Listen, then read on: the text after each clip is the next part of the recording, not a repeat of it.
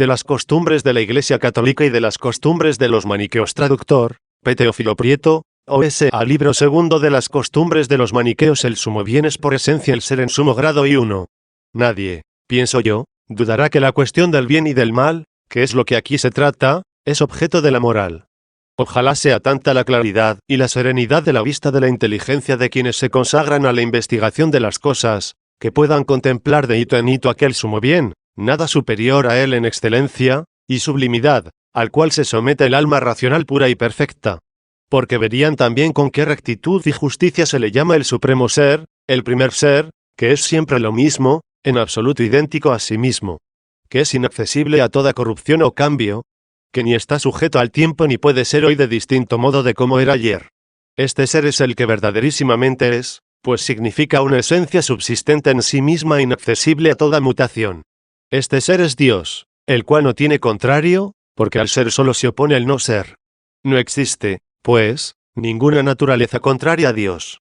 Pero puesto que para la contemplación de estas cosas llevamos al contrario, el bagaje de una inteligencia llagada y embotada, bien por pueriles opiniones, bien por una perversa voluntad, sacrifiquémonos todo lo posible por alcanzar algún conocimiento de objeto tan elevado, caminando paso a paso, con cautela, no como suelen buscarlo quienes lo contemplan, sino como los que andan en tinieblas, a tientas.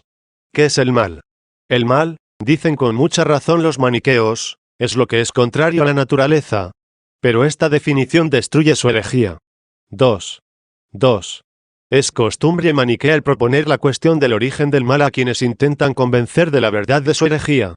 Haced, oh maniqueos, esta hipótesis que sea hoy, por ejemplo, la primera vez que caigo yo en vuestras manos, y me atrevo a pediros, con vuestro beneplácito, que pongáis entre paréntesis vuestras convicciones sobre esta cuestión y, como simples ignorantes, unáis vuestros esfuerzos a los míos en la investigación de este gran misterio. Vosotros queréis saber cuál es el origen del mal, y yo, a mi vez, empieza la pregunta sobre su naturaleza. ¿Quién procede en la investigación con más lógica, yo o vosotros? ¿Los que investigan el origen sin saber de qué o los que investigan primero su naturaleza con el fin de no caer en el gran absurdo de investigar el origen de lo desconocido? ¿Es verdaderísimo lo que decís? ¿Quién hay tan ciego que no vea que el mal de una cosa cualquiera es todo lo que es contrario a su naturaleza? ¿Y no caéis en la cuenta de que esta definición destruye vuestra herejía? Ya que ninguna naturaleza es mala, si el mal es contra la naturaleza. Y vuestra doctrina es que el mal es una naturaleza o substancia. Añádase a esto que lo que es contrario a la naturaleza se opone a ella y tiende a su destrucción, tiende a hacer que lo que es no sea más. Porque una naturaleza no puede ser otra cosa que lo que constituye cada ser en su especie. Por consiguiente, y vosotros permitiréis que yo me sirva del término esencia, que viene de ser, o del término substancia, que le reemplaza con frecuencia, términos desconocidos de los antiguos y que reemplazan con el de naturaleza. Por consiguiente, digo yo que el mal, si queréis atender, poniendo entre paréntesis vuestra pertinacia, es lo que ataca la esencia de un ser, lo que tiende a hacer que no exista más. 3. Cuando la Iglesia Católica enseña que Dios es el autor de todas las naturalezas y substancias, los que son capaces de comprender esta verdad concluyen que Dios no es el autor del mal. ¿Cómo es posible que la causa del ser de todo lo que existe sea luego causa del no ser, causa de que pierda su esencia y tienda a la nada? Esto sería a los ojos de todos el mal general. ¿Cómo, pues, es posible que ese vuestro reino del mal, que, según confesión vuestra, es el sumo mal, sea contrario a la naturaleza o substancia, siendo él mismo una naturaleza y una substancia? Si obra contra sí mismo, tiende a destruir su mismo ser, y el día que lo lograra realizaría el sumo mal. Pero eso es irrealizable, porque, además de existir, es eterna. Luego la conclusión es que el sumo mal no es una substancia. 4. ¿Qué hacer en estas circunstancias? Yo sé que hay entre vosotros quienes no pueden en absoluto comprender estas verdades.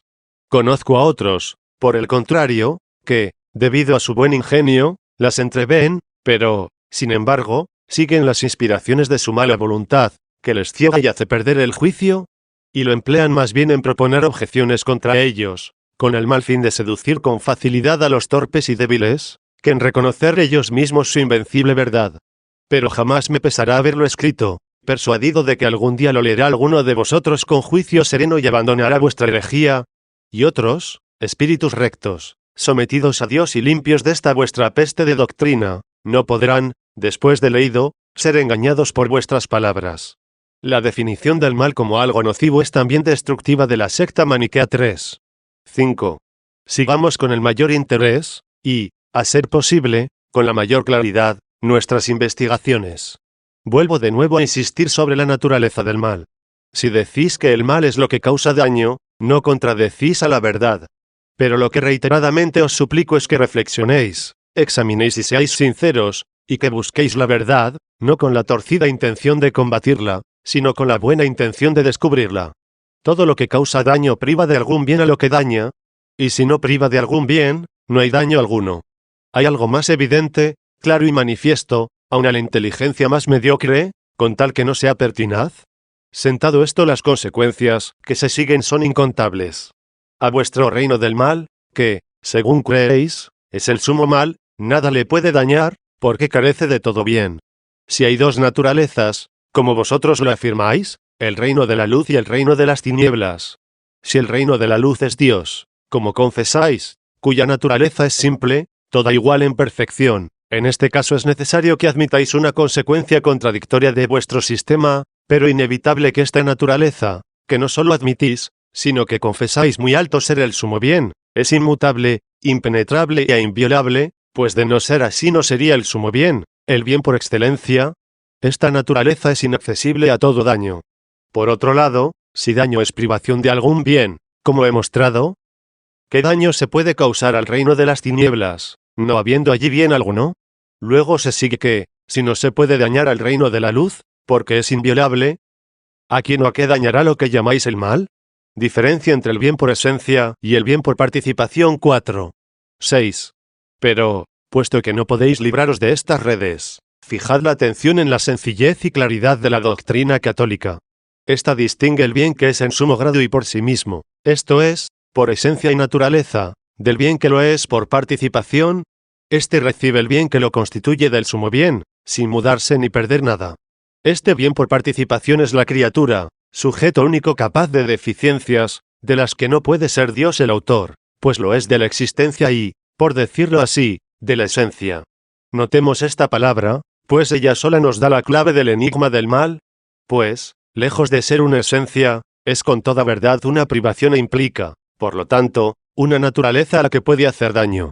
Esta naturaleza no es el sumo mal, a la que causa daño con la privación de algún bien, ni el sumo bien, puesto que puede ser despojada de algo, y si es buena, no lo es por esencia, sino por participación. Ella no es buena por naturaleza, porque decir creada es decir que tiene de oro toda su bondad. Dios solo es el sumo bien, y todo lo que ha hecho es bueno, pero no como Él. ¿Quién habrá tan insensato que sostenga que las obras son iguales al artista y las criaturas al creador? ¿No están del todo llenas? ¿O maniqueos? ¿Vuestras exigencias? ¿Queréis algo más claro y explícito todavía? La definición del mal como una corrupción es destructiva de la secta maniquea V7. Vuelvo a insistir por tercera vez sobre la naturaleza del mal. El mal, contestaréis, es la corrupción. ¿Quién podrá negar ser esto el mal en su generalidad? ¿La corrupción no va contra la naturaleza? ¿No es ella la que daña? Pero mi respuesta es que la corrupción no es nada en sí misma. No es una substancia, sino que existe en una substancia a la que afecta. Esta substancia a la que toca la corrupción no es la corrupción, no es el mal, porque una cosa que es atacada por la corrupción es privada de su integridad y de su pureza. Si ella no tuviera pureza alguna de la que pudiera ser privada, no podría, evidentemente, ser corrompida. Y la pureza que ella posee no le puede venir sino de la fuente de toda pureza. Además, lo que se corrompe se pervierte, pero la perversión es privación del orden, y el orden es un bien, y, por consiguiente, lo que ataca a la corrupción no está desprovisto del bien, y precisamente el no estar desprovisto del bien hace posible su privación por la corrupción. De lo que se sigue que si ese vuestro reino de las tinieblas está despojado, como decís, de todo bien, no puede estar sujeto a la corrupción, porque carece de todo lo que ella puede destruir. Seguid todavía, en vuestra audacia, diciendo que Dios y el reino de Dios pueden ser destruidos por la corrupción, cuando os es imposible explicar de ese modo la destrucción del reino de Satanás, como vosotros lo describís. ¿Qué es la corrupción y qué es lo que puede estar sujeto a ella? 8. ¿Qué enseña la luz católica? Lo adivináis sin duda, la verdad. Enseña que solo son corruptibles las sustancias creadas, que la substancia que es el sumo bien es incorruptible, y que la corrupción, que es el sumo mal, no puede ser corruptible, porque no es una substancia. A vuestra pregunta ¿qué es la corrupción? Vosotros mismos veréis la respuesta con solo fijaros en el cambio que hace en lo corruptible, deja marcado su sello en todo lo que toca.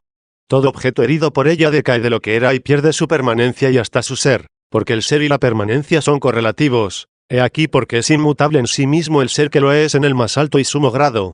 Lo que cambia para ser mejor es porque tendía a la perversión, a la pérdida de su esencia, que no hay que atribuir en modo alguno al autor de la esencia. Algunas cosas cambian para ser mejores, lo que es una tendencia hacia el ser, es un retorno, una conversión, no una perversión o destrucción.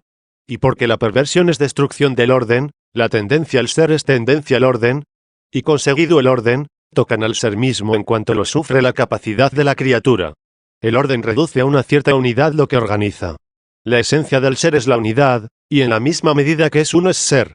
La obra de la unidad es producir la conveniencia y la concordia, por las que las cosas compuestas tendrán la medida de su ser, mientras que las cosas simples son por sí mismas, pues ellas son la unidad. Las que no lo son imitan esta unidad por la concordia de sus partes, y la medida de su unión es la medida de su ser. Concluyó, pues, que el orden produce el ser, el desorden, al contrario, que se puede llamar también perversión y corrupción, produce el no ser, y, por consiguiente, todo lo que se corrompe tiende, por esto mismo, a no ser más. Por lo que produce la corrupción podéis descubrir el sumo mal, pues este es el término al que la corrupción lleva o conduce. La bondad divina no permite la corrupción de alguna cosa hasta no ser. Diferencia entre el crear y el ordenar 7. 9. La bondad de Dios, sin embargo, no deja que las cosas lleguen a ese extremo, y todas las cosas defectuosas de tal modo las ordena, que las sitúa en el lugar más conveniente mientras por un movimiento ordenado no retornen al principio del que se alejaron. Y así, las almas racionales, en las que es poderosísimo el libre albedrío, si desfallecen, son puestas en los grados inferiores de la creación, según lo exige el orden. Se hacen miserables debido a este juicio de Dios, que fija su lugar según lo merecido. He aquí el porqué de esta admirable sentencia que tanto combatís: yo hago los bienes y creo los males. La palabra crear, aquí significa ordenar, regular, y es por lo que muchos manuscritos dicen, yo hago los bienes y ordeno los males. Hacer es dar el ser a lo que no lo tenía, mientras que ordenar es disponer lo que ya existía de tal manera que llegue a mejorar, que llegue a más alto grado de perfección. Cuando dice Dios, yo ordeno los males, significa que Él dispone las cosas que desfallecen, que tienden a no ser, y no las que ya llegaron a ese extremo. La divina providencia, se ha dicho con verdad, no deja ningún ser que vuelve a la nada. 10. Mi intención es mostraros la puerta de la salud y vuestra desesperación hace perder la esperanza a los ignorantes. La puerta no se abre sino a la buena voluntad, a la que únicamente la divina clemencia da el ósculo de paz, según el canto de los ángeles, gloria a Dios en las alturas y paz en la tierra a los hombres de buena voluntad. Es suficiente lo dicho para que observéis que esta disquisición religiosa acerca del bien y del mal no tiene más salida que esta: todo lo que existe recibe de Dios el ser, y su decadencia no es obra de Dios, sin que esto quiera decir que no esté dentro de la providencia divina, que le sitúa dentro del orden general. No sé qué más se puede hacer por vosotros, si aún no lo comprendéis. Lo único que se me ocurre es desmenuzar más y más lo dicho, mientras la piedad y la inocencia no levanten vuestra inteligencia a cosas mayores. El mal no es una substancia, sino un desorden contrario a la substancia 8.11. Ya sé yo que a mi pregunta sobre la esencia del mal contestaréis diciendo que el mal es lo contrario a la naturaleza, lo que daña, lo que destruye u otras definiciones parecidas.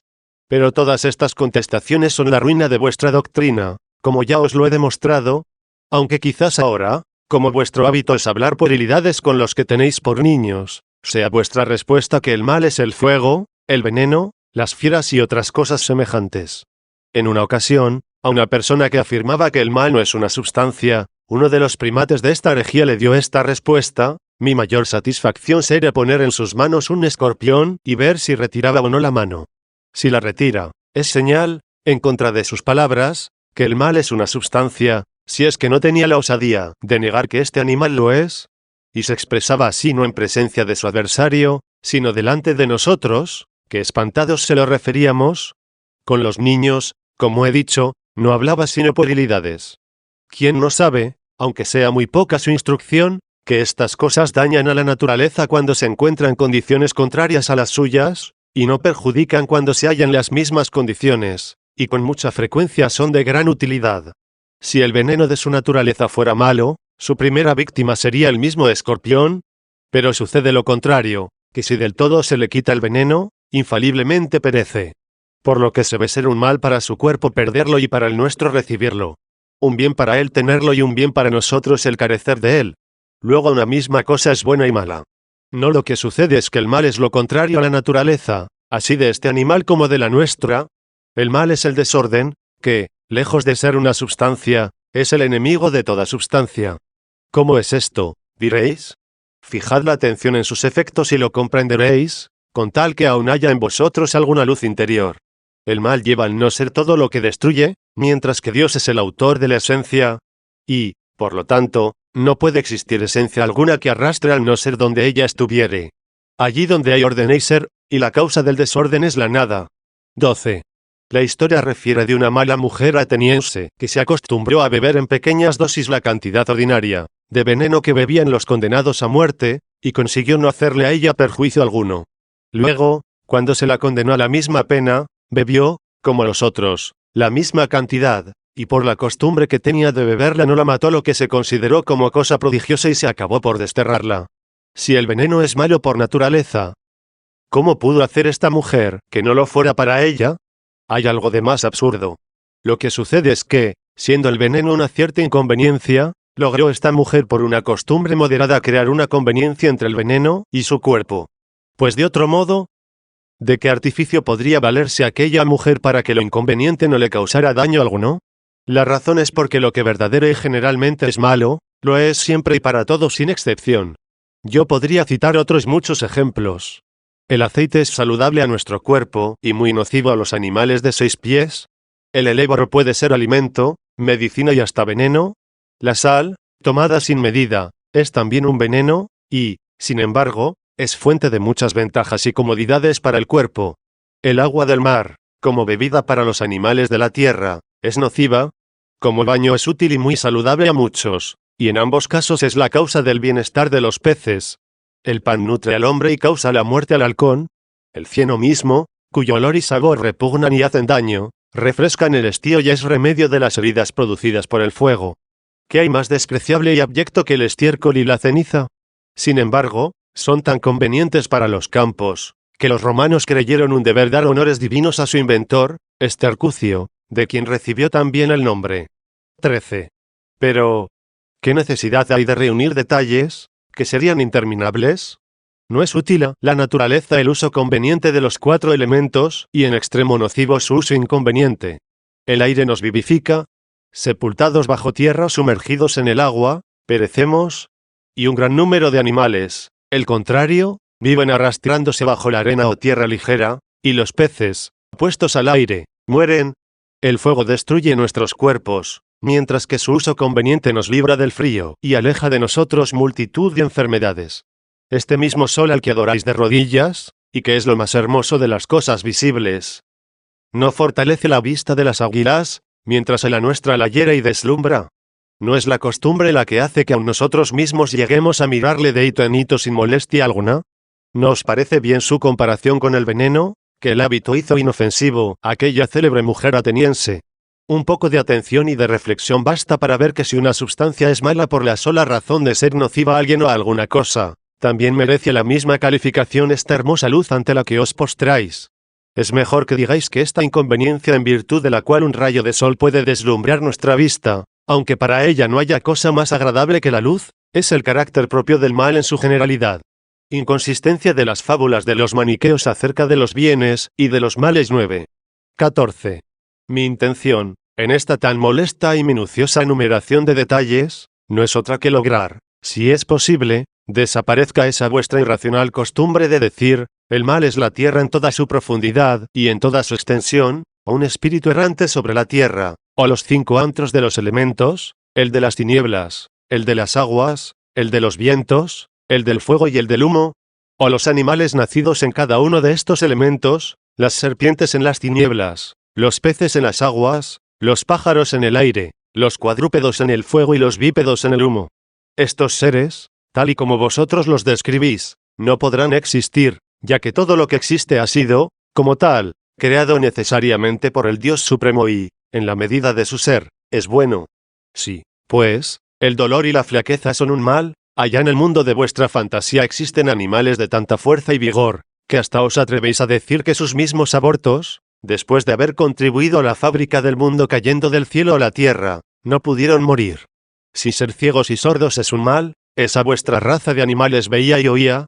Si la mudez es un mal, ella poseía un lenguaje tan articulado, distinto y claro, que hasta uno de ellos pronunció contra Dios un discurso con agrado de todos en una gran asamblea.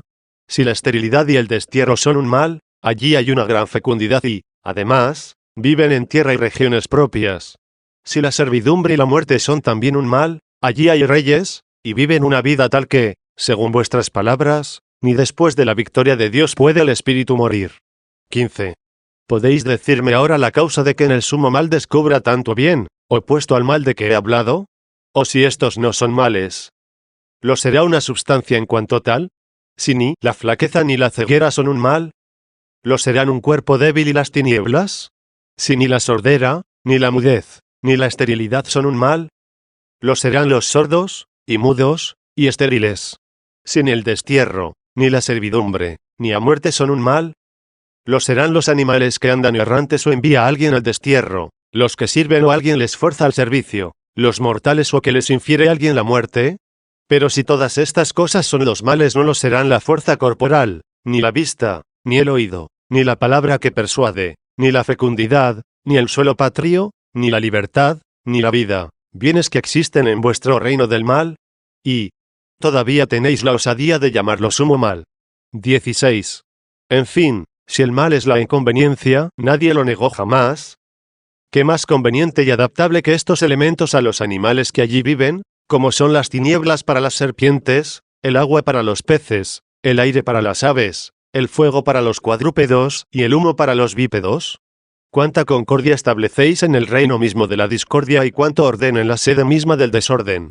El mal es lo que es nocivo, se dijo ya antes. No repito el gran principio de que el daño no se da donde no hay bien alguno. Pero si este principio os parece obscuro, al menos es muy claro y manifiesto a todos que el mal es lo que daña, y en ese vuestro reino, el humo no era nocivo a los animales bípedos, sino que, al contrario, él los engendró, crió y alimentó, sin ser obstáculo a su nacimiento, desarrollo y dominio. Ahora, sin embargo, como consecuencia de su mezcla con el mal, se ha vuelto tan nocivo, que no le podemos soportar nosotros, que somos bípedos, y nos ciega, oprime y mata. ¿Cómo se explica que tan fiera inhumanidad tenga su origen de la mezcla del bien con los elementos malos y que haya tanto desorden en el reino mismo de Dios? 17. ¿Cómo se explica, sobre todo, la visión en las demás cosas de esta conveniencia, que sedujo al autor de vuestra secta y le llevó a urdir tantas fábulas mentirosas? ¿Cuál es, digo yo, el porqué de la conveniencia entre las tinieblas y las serpientes, entre el agua y los peces y entre el aire y las aves? ¿Por qué, sin embargo, el fuego abrasa a los cuadrúpedos y el humo nos ahoga? ¿Cuál es la explicación de la perspicacia de la vista de las serpientes, y de que el sol les cause tanto bienestar, y de que haya más donde el aire es más puro, claro y sereno? ¿Hay algo más absurdo que el que estos habitantes, estas almas de las tinieblas, en ninguna parte se hallen tan a gusto y mejor que donde se goza de los resplandores de la luz? Y si decís que es el calor lo que les atrae, entonces hubiera sido mucho más conveniente nacer las ágiles serpientes en el fuego que el pesado asno. Y, sin embargo, ¿quién no sabe lo amigo que es de esta luz el áspid, cuyos ojos son comparables a los del águila? Pero dejemos esta discusión sobre las bestias y pongamos la atención, os lo ruego, en nosotros mismos, sin tan obstinada pertinacia y vacío el espíritu de tan vanas y perniciosas fábulas. ¿Quién creerá esta singular extravagancia de que en el reino de las tinieblas, sin ningún rayo de luz, los animales bípedos tengan tan perspicaz, viva, centelleante y extraordinaria vista, que en sus tinieblas vean, contemplen, admiren y busquen con pasión la luz purísima del reino de Dios, que tantos elogios os ha merecido y que, según vuestra secta, es tan visible a sus ojos? Y, por otra parte, ¿es creíble que la mezcla de la luz, del sumo bien, de Dios mismo, haya producido tanta debilidad e impotencia en nuestra vista, que no sea capaz de distinguir nada en las tinieblas, si de sufrir los rayos del sol, y fuera de ese reino nos veamos reducidos a andar a tientas buscando lo que otras veces veíamos? 18. Lo mismo se puede decir si la corrupción es un mal, que nadie lo duda. Entonces el humo no destruía a los animales y ahora sí. Y por no descender a detalles, que sería del todo inútil y muy largo, los animales tan exentos estaban libres de la corrupción, que aun los mismos sin aptitud para nacer, precipitados desde el cielo a la tierra, han podido no solo vivir y engendrar, sino hasta urdir una conjuración, conservando su antiguo vigor, y todo por ser concebidos antes de la mezcla del bien y del mal, y a consecuencia de la mezcla, los mismos animales nacidos de ellos son débiles en extremo y sucumben fácilmente a la corrupción. ¿Quién podrá soportar por más tiempo tales errores, a no ser quien o no lo ve o se muestra, por no sé qué increíble hábito y familiaridad con vosotros, insensible al peso abrumador de tantas razones? Los 3 sellos de la moralidad falsamente imaginados por los maniqueos X19. Lo dicho basta ya para ver en qué tinieblas y errores estáis sumergidos en la cuestión del bien y del mal en general. Vengamos ahora al examen atento de los 3 sellos de vuestra moral, de los que tan vanamente os jactáis y tanto pregonáis. ¿Qué sellos son estos? Son el de la boca, el de las manos y el del seno. ¿Qué sentido dais a esto? ¿Significa acaso que la pureza y santidad de un hombre está en la boca, en las manos y en el seno?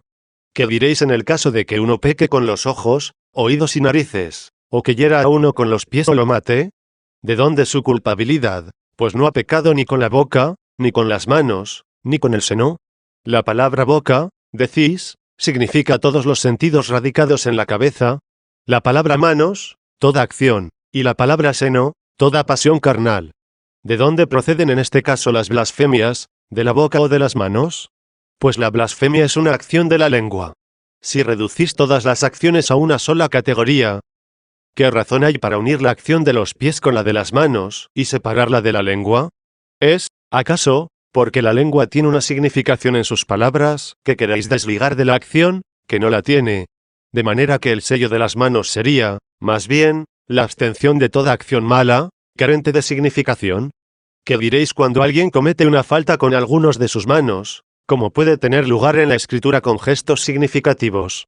Porque esto no es acción ni de la boca ni de la lengua, sino de las manos. Hay mayor locura que, siendo 3 los sellos, boca, manos y seno, se haga responsable a la boca de pecados que hacen las manos. Y si el sello de las manos significa la acción en general, ¿qué motivo hay para incluir en ella la de los pies y excluir la de la lengua? ¿No veis ahora las graves dificultades a que da lugar el apetito de novedad, sobre todo cuando lleva además, como en este caso, el sello del error? Porque estos 3 sellos, cuya división pregonáis como una novedad, no son en modo alguno el medio de purificación de todos los pecados. El sello de la boca en los maniqueos es un conjunto de blasfemias contra Dios. 11.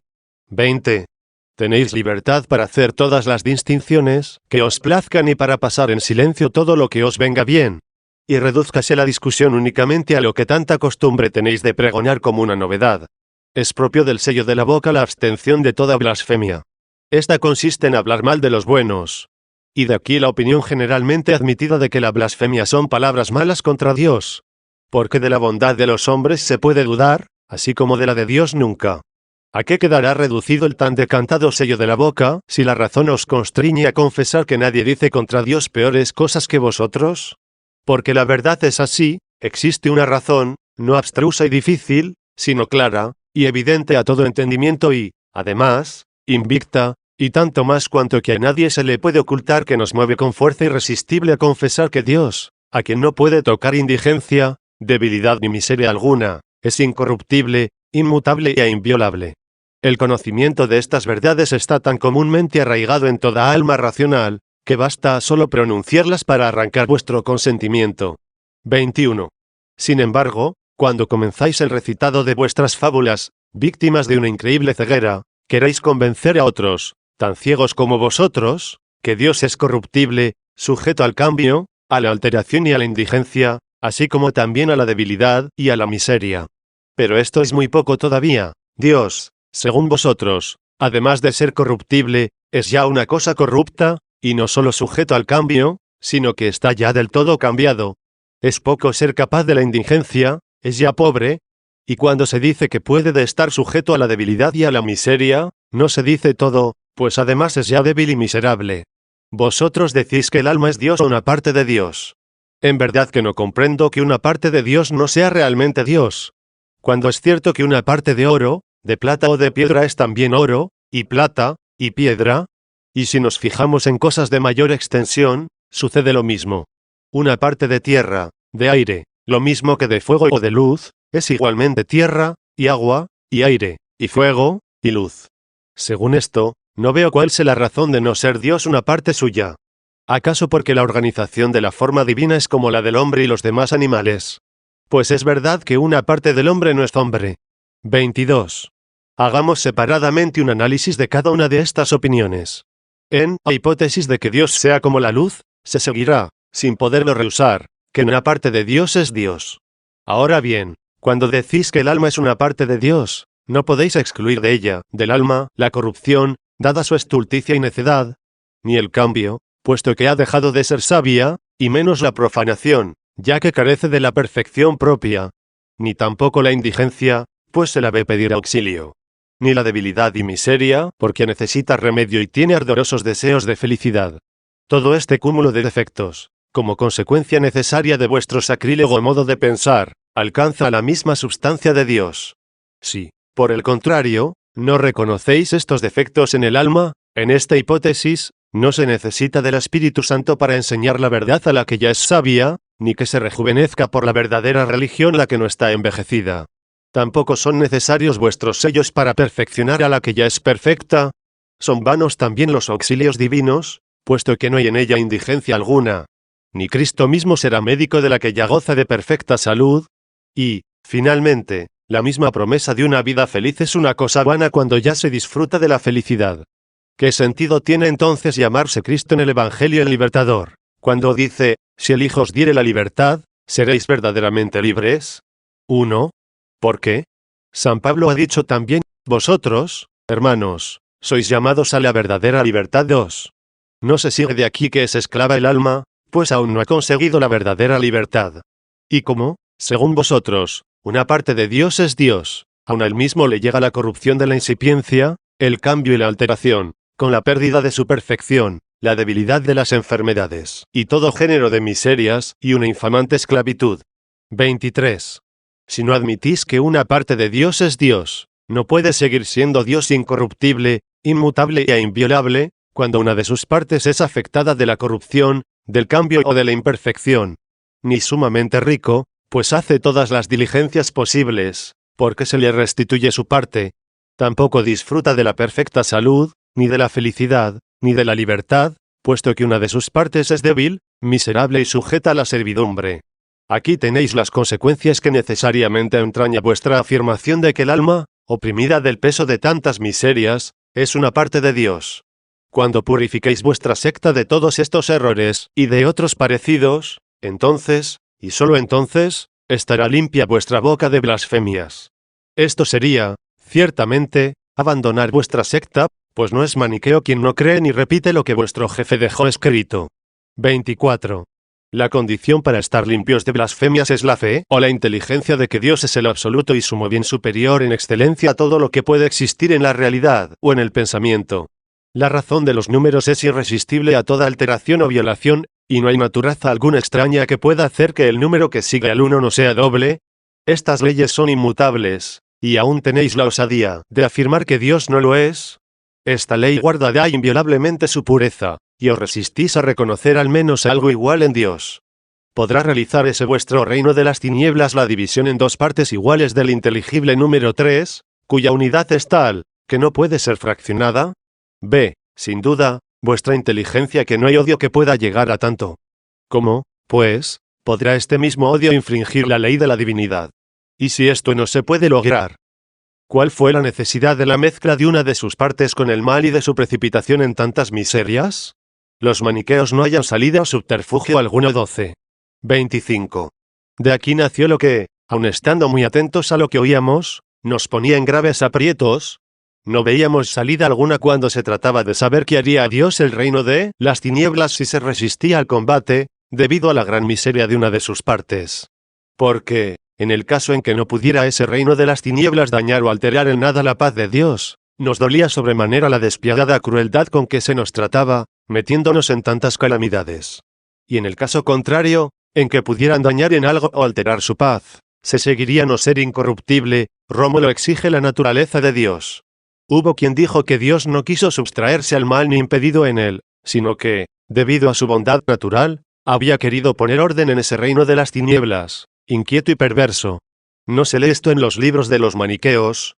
Lo que sí se indica allí muchísimas veces, y se dice muy alto, es que Dios tomó todas las precauciones para impedir la invasión de sus enemigos. Pero demos por verdadero el pensamiento de este orador, que no tenía otra cosa que replicar. ¿Deja acaso Dios en este caso de ser cruel o débil?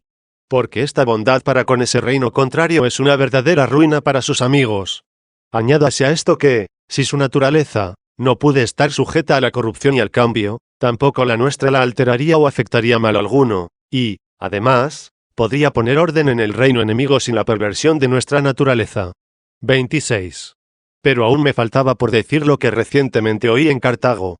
Se lo oí a un hombre que deseó con la mayor ansia verlo libre de esta secta, y que estaba en esta cuestión con las mismas angustias y dificultades, el cual se atrevió a decir que el reino de Dios tenía fronteras, que podían invadir sus enemigos, pero que Dios de ningún modo podía ser violado.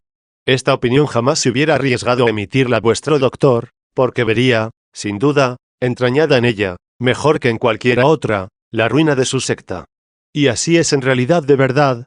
Pues si alguien aun de inteligencia mediocre oyera que en aquella naturaleza existe algo violable y algo inviolable, comprendería con facilidad que existen tres naturalezas, una violable, otra inviolable y una tercera que produce la violación o naturaleza violadora. Para emitir un juicio acerca de la abstinencia maniquea hay que tener en cuenta no tanto lo que se hace cuanto la intención con que se hace. 13. 27. Pero estas blasfemias, que, salidas del corazón, están siempre en vuestros labios, os prohíben seguir pregonando a todo viento vuestro sello de la boca, para seducir a gente sencilla e ignorante. Aunque puede ser que sigáis creyendo que su grandeza y belleza consiste únicamente en la abstención de carnes y de vino.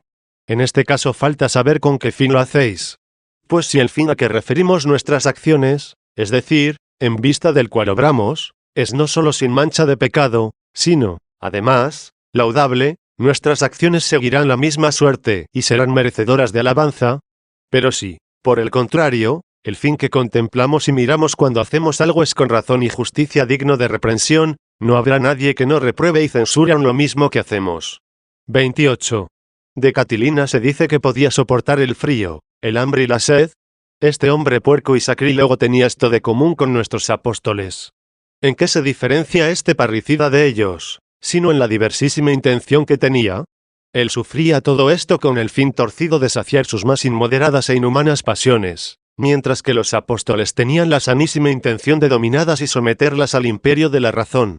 Vosotros mismos, cuando se elogia al gran número de almas católicas que son vírgenes, tenéis la perversa costumbre de decir, también la mula es virgen. Esta insensata respuesta, debida a la ignorancia de la doctrina católica, no significa, sin embargo, lo inútil de la continencia si no se refiere por una razón determinada a un fin rectísimo. ¿No pueden los católicos hacer también comparación entre vuestra abstinencia de vino y carnes, y la de los jumentos, la de muchos pájaros y la de innumerables especies de gusanos? Pero, para no caer en vuestra insensatez, me abstendré de juzgar precipitadamente hasta examinar con qué intención lo hacéis, ya que es común entre nosotros mirar únicamente a la intención en esta clase de costumbres.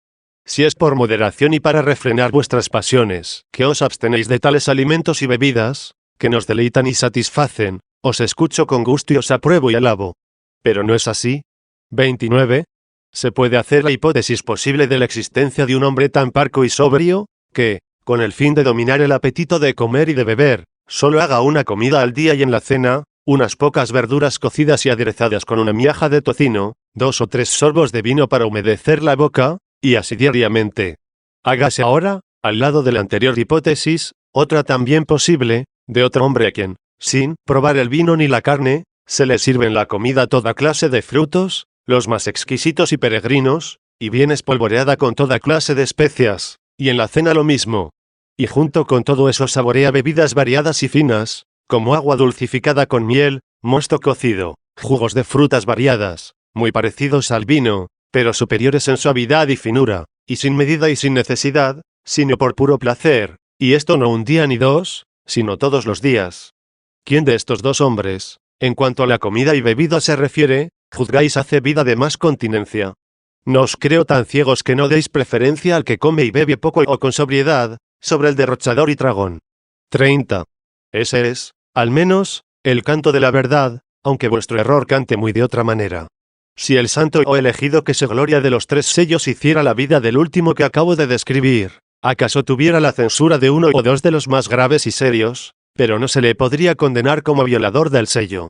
Si, por el contrario, este mismo santo o elegido viene a cenar una sola vez con el hombre de la primera hipótesis, y se untare un poco los labios con una miaja de tocino o comiera un trozo pequeño de jamón, y refrescara la boca con un sorbo de vino desvirtuado, por la autoridad de vuestro fundador, no sin admiración, pero a la vez con vuestro consentimiento, se le juzgará como violador del sello y, como tal, condenado al infierno.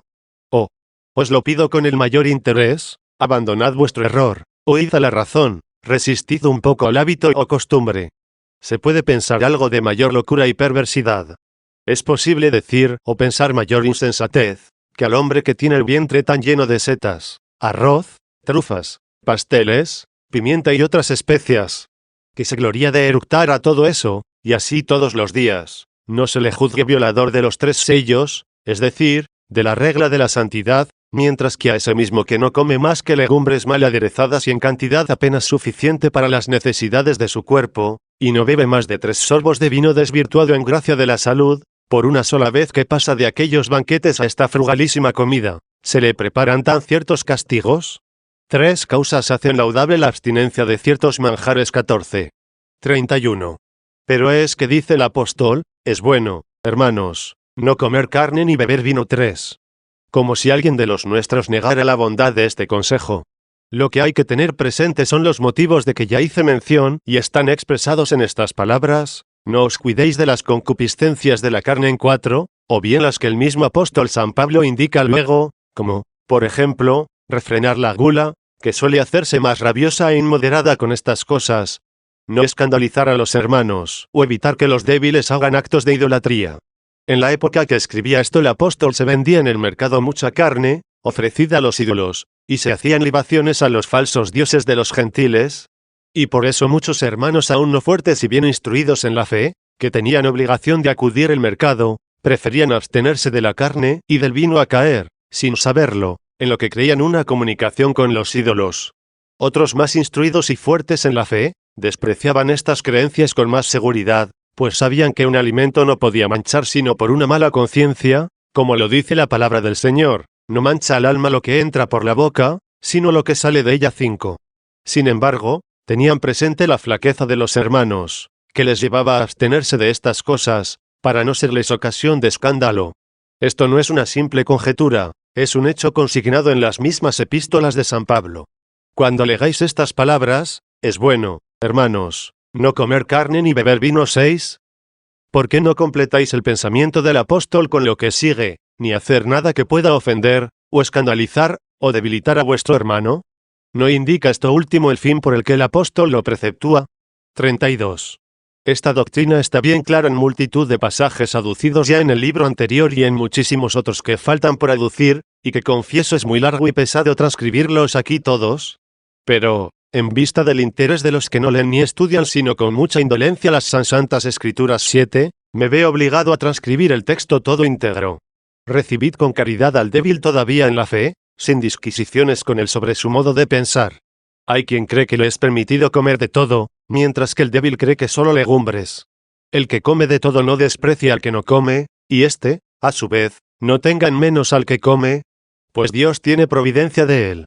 ¿Quiénes sois vosotros para condenar al siervo de otro? Si cae o queda en pie, esto mira a su Señor. Pero quedará, sin duda, en pie, pues poderoso es el Señor para sostenerle. No falta tampoco quien, además, distingue de días, y a otro, sin embargo, todos le parecen lo mismo, que siga cada cual su manera o modo de pensar. El que distingue los días, y lo mismo el que come de todo que el que se abstiene, lo hacen con el fin de agradar al Señor y, además, le dan por ello las gracias. Porque ninguno de nosotros vive ni muere para sí mismo, pues, bien se viva o bien se muera, es para el Señor para quien se vive o se muere, y, lo mismo vivos que muertos, somos siempre del Señor. Jesucristo vivió, murió y resucitó para ejercer su soberano dominio sobre los vivos y los muertos. ¿A qué viene, pues, condenar y tener en menos a tu hermano?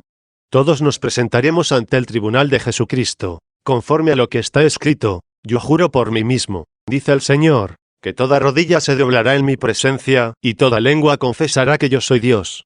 Cada uno, según esto, dará cuenta a Dios de sí mismo. No nos juzguemos, pues, los unos a los otros, sino mirad más bien que no debéis dar ocasión a vuestro hermano de caída o de escándalo. Yo sé, y estoy persuadido, que, según la doctrina del Señor, nada hay impuro en sí mismo, sino solamente para quien lo juzga o lo cree así. Pero sabed que si con la comida de alguna cosa causáis tristeza a vuestro hermano, no camináis según la ley de la caridad. No haga perecer el alimento a vuestro hermano, por el que Cristo dio su vida. No seáis ocasión de que se blasfeme del bien que gozamos. El reino de Dios no es comida ni bebida, sino paz, justicia y gozo en el Espíritu Santo. El que en esto sirve a Cristo, agrada a Dios y es aprobado de los hombres. Busquemos, pues, lo que conserva la paz y lo que edifica a todos. No quieras por los alimentos destruir la obra de Dios. Todos los alimentos, es verdad, son puros, pero es malo comerlos con escándalo. Es bueno no comer, ni beber, ni hacer lo que hiera, escandalice o debilite a tu hermano. Tienes una fe clara. Guárdala en tu corazón a los ojos de Dios. Feliz el que no se condena a sí mismo en lo que aprueba. Pero el que duda si puede o no comer de un manjar y, con todo, se decide a ello, es condenado porque no obra según su fe, porque todo lo que se hace contra la fe es pecado.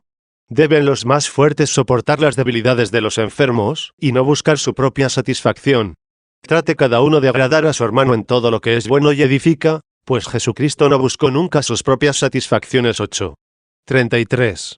Aparece muy claro que la prohibición del apóstol, a los más firmes en la fe, de las carnes y del vino tenía como finalidad evitar el escándalo de los más débiles, no atemperándose a su debilidad, y la ocasión de que creyesen que los mismos que, debido a su fe más robusta, juzgaban limpios todos los alimentos, servían a los ídolos, rehusando abstenerse de tales manjares y bebidas. Este mismo pensamiento es expresado por San Pablo en lo que escribe a los Corintios, en lo que se refiere a los alimentos sacrificados a los ídolos. Sabemos que el ídolo no es nada en el mundo y que no hay más que un solo Dios. Porque, aunque haya muchos a quienes se les llame dioses, ya en la tierra, ya en el cielo y de este modo sean muchos los dioses y muchos los señores, sin embargo, para nosotros no hay más que un solo Dios, que es el Padre, de quien todo tiene su origen y que nos ha hecho para Él, y un solo Señor, Jesucristo, por quien todo ha sido hecho y por quien somos nosotros todo lo que somos. Pero no hay ciencia en todos, pues muchos, creyendo que los ídolos son algo, comen de los manjares a ellos sacrificados, y su conciencia como débil que es, se mancha con ellos. El alimento no nos recomienda delante de Dios. Pues ya comamos, ya nos abstengamos, no somos más ni menos en la presencia del Señor. Guardaos, sin embargo, de que esta vuestra libertad no sea para los más débiles y enfermos ocasión de pecado. Si alguien de los poco instruidos viere a alguno de los más sabios sentarse a la mesa en el altar de los ídolos, ¿no sería esto para él un aliciente para hacer lo mismo? Y entonces vuestra conciencia sería ocasión de la pérdida del hermano, por quien Cristo dio su vida. Y ya sabéis que pecar de esta suerte contra vuestro hermano, y herir su conciencia todavía débil es pecar contra Jesucristo. Por lo tanto, si mi alimento escandaliza a mi hermano, jamás comeré carne, con el fin de no escandalizar. 9:34. En otro pasaje, el mismo apóstol añade: es que con esto quiero decir que lo sacrificado a los ídolos tenga alguna virtud o sea alguna cosa. Lo que digo es que los paganos sacrifican a los demonios, y no a Dios, y por eso no podéis beber el cáliz del Señor y el cáliz de los demonios, y ni podéis tomar parte en el altar del Señor y en el altar de los demonios. ¿Es que queremos irritar y herir los celos del Señor? ¿Somos acaso más fuertes que Él? Todo me es permitido, sí, todo me es permitido, pero no todo conviene ni edifica. No busque nadie su propio interés, sino el interés de los demás. Podéis comer de todo lo que en el mercado se vende sin escrúpulo alguno de conciencia, pero si alguien os dijere, esto es sacrificado a los ídolos, absteneos de comerlo, en atención al que os lo indica y a la conciencia. Me refiero a la conciencia del otro, no a la vuestra. ¿Porque mi libertad ha de ser juzgada por la conciencia de otro? Si lo que como lo hago con acciones de gracias, no hay razón para que se hable mal de mí por una cosa por la que doy gracias a Dios. Pues ya sea que comáis, ya sea que bebáis, ya sea que hagáis otra cosa, hacedlo todo a la mayor honra y gloria de Dios. No escandalicéis ni a judíos, ni a gentiles, ni a la iglesia de Dios, como yo, que no pretendo otra cosa sino agradar a todos en todo, sin buscar nunca mi utilidad, sino la utilidad de todos, con el fin de que todos se salven. Sed mis imitadores, al modo como yo mismo lo soy de Cristo. 10. 35. Toda esta doctrina muestra bien a las claras con qué intención debe abstenerse de carnes y de vinos. Esta intención es triple: la represión de la delectación que hay de ordinario en estos alimentos y bebidas, en las que se llega a veces hasta la embriaguez, la ayuda a la enfermedad de los débiles por los sacrificios y libaciones hechos a los ídolos, y, finalmente, por algo aún más loable todavía, que es la práctica de la caridad, respectando la conducta de los débiles, que se abstienen de estos alimentos. Vosotros juzgáis que todas las carnes son impuras, en contra del apóstol 11, que toda juzga limpio, si no es para el que las come contra su conciencia. Lo que yo creo es que a vosotros os manchan por el hecho de que las juzgáis impuras o inmundas. Son palabras de San Pablo: creo y confío en el Señor Jesús, que nada es común en sí mismo y, al contrario, todo es común para el que así lo juzga. La palabra común todos saben que significa impuro y manchado. Pero, ¿no es de necios tratar en serio de las Escrituras con vosotros, que entontecéis la razón con toda clase de promesas y con irracional osadía y pertinacia pretendéis sostener que estos libros, recomendados por toda la autoridad de la religión, están falsificados con falsas adiciones? Os reto a que me probéis por la razón cómo manchan las carnes a los que las comen sin escándalo alguno, ni con falsa conciencia ni con apetito desordenado. ¿Por qué prohíben los maniqueos comer carne? 15. 36. Es preciso, ante todo, conocer la razón total de esta supersticiosa abstinencia, la cual está concebida en los siguientes términos: una parte de Dios se mezcló con la substancia del mal para refrenarle y reprimir su sumo furor. Son palabras de vuestro doctor. Y de la mezcla de ambos, la del bien y la del mal, está formado el mundo. Mas la parte divina tiende sin cesar a purificarse de toda la substancia del mundo y a remontarse a su propia esfera. Pero en su salida de la tierra y tendencia hacia el cielo se precipiten los árboles, cuyas raíces radican en la tierra, y así fecundiza y vigoriza y es causa del desarrollo de toda clase de hierbas y arbustos. De esto se nutren los animales, que, al juntarse, atan a la carne aquella parte o miembro divino, y le hacen torcer de su ruta segura, y le detienen y enredan en toda clase de errores y aflicciones. Cuando los alimentos preparados con esta clase de plantas y de frutos se destinan a los santos, o lo que es lo mismo, a los maniqueos, con su castidad, plegarias, oraciones y salmos, separan todo lo que hay en ellos de claridad y de divinidad, lo purifican, es decir, lo perfeccionan totalmente, y, desligado de toda suciedad, vuela sin dificultad a su propio reino. Por eso, a un pobre que ande de puerta en puerta pidiendo limosna y no sea de vuestra secta, prohibís que se le dé pan, frutos y aun agua, que es bebida tan ordinaria, por temor de que la parte divina, mezclada en estas cosas, se le cierra el camino de retorno debido a la mancha de los pecados de este pobre mendigo. 37. La carne, según vosotros, no es más que un amasijo de sordideces. ¿Es doctrina vuestra que se desliga algo de la parte divina cuando se recogen las plantas y los frutos? Cuando se los machaca, o muele, o cuece, o muerde, o come, todo lo cual les hace sufrir? También cuando los animales se mueven, bien sea retozando, bien en los ejercicios de adiestramiento, bien cuando se les utiliza para el trabajo, o bien cuando hacen alguna otra cosa.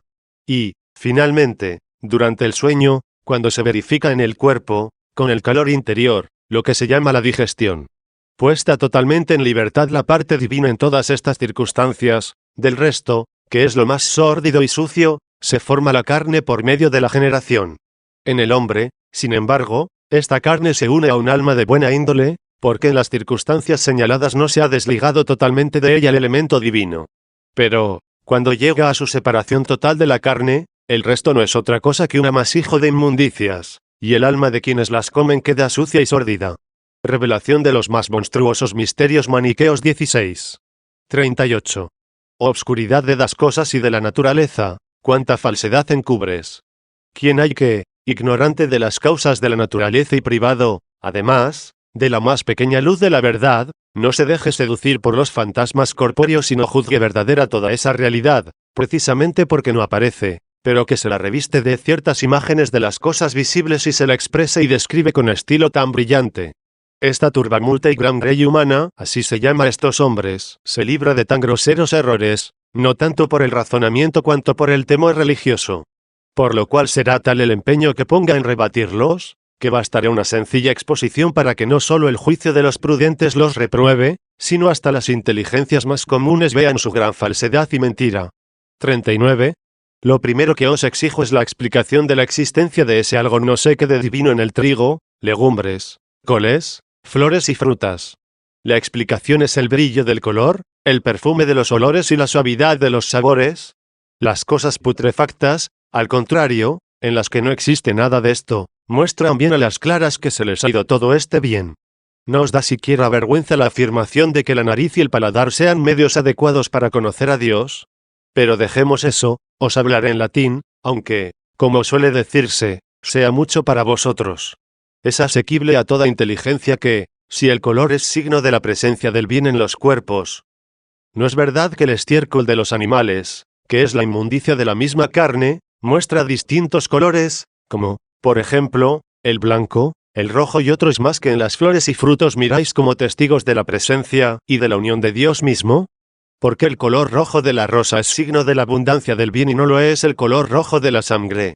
¿Cuál es la explicación de que os gane las simpatías el color de la violeta y ese mismo color os cause desprecio en los biliosos, ictéricos y en las deyecciones de los niños?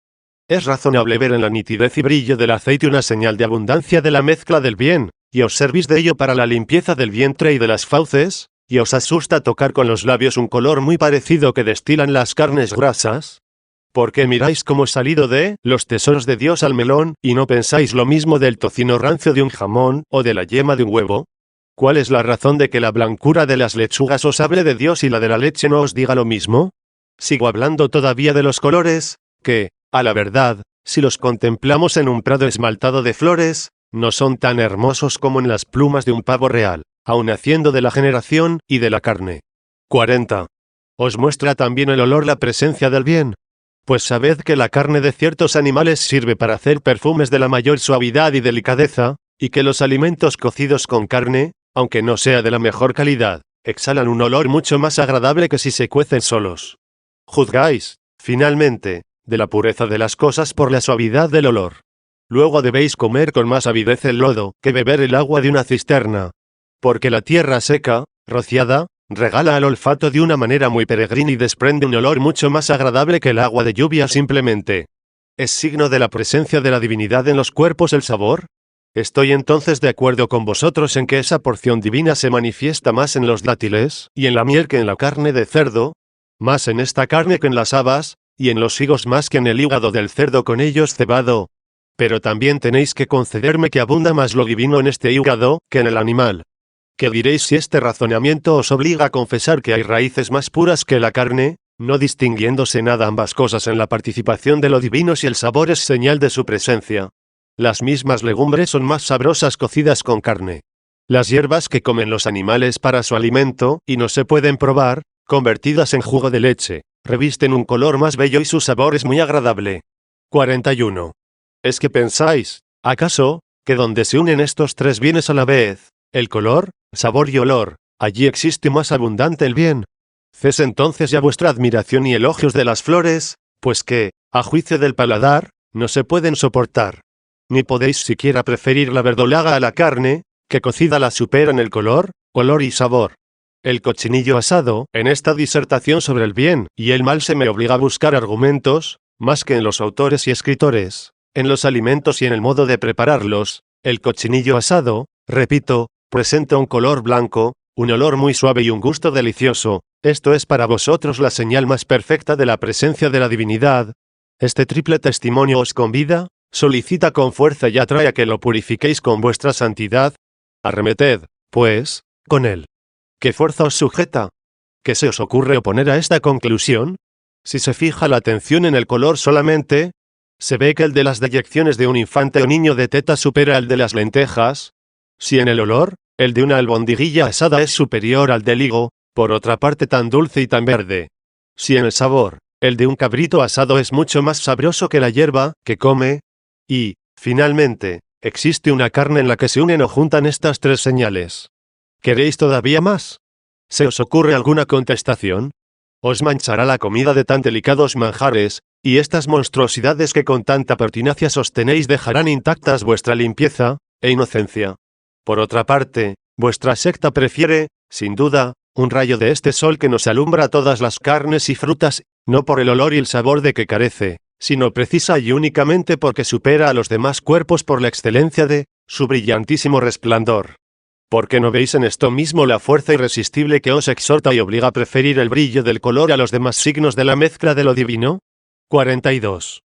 He aquí cómo se os han cerrado todas las salidas, hasta el punto de que os veis en la necesidad ineludible de confesar que hay más de lo divino en la sangre y restos de animales fétidos, pero brillantemente coloreados, que se echan en las alcantarillas, que en las pálidas hojas de la oliva. Ya sé que contestaréis a esto, como soléis siempre, diciendo que las hojas de la oliva, cuando se queman, echan una llama que muestra la presencia de la luz, mientras que no sucede esto con las carnes entregadas al fuego. ¿Qué diréis en el caso de la grasa, que casi todos los italianos la utilizan para alimentar sus lámparas? ¿Qué pensáis del estiércol del buey? Es en verdad más sucio que su carne, y, sin embargo, cuando está bien seco, los campesinos se sirven de él para el fogón. Y se dice de él que nada hay más combustible y que su humo es de las cosas más saludables. ¿Por qué, si el brillo y resplandor son signos que revelan la presencia de una parte de la divinidad, no la purificáis, manifestáis y dais libertad vosotros mismos? Pues esta parte divina reside principalmente en las flores, no hablo de la sangre, ni de lo que se halla en la carne, o en todo lo que es parecido a ella, y las flores no podéis ponerlas en los banquetes, y aunque os alimentarais de carne, no usaríais en vuestras comidas las escamas de los peces, ni ciertos gusanos y moscas que en las tinieblas brillan con una luz o resplandor muy peculiar. 43. ¿Qué subterfugio os queda, sino decir que para descubrir la presencia de lo divino en los cuerpos no son jueces idóneos ni los ojos, ni el olfato, ni el gusto?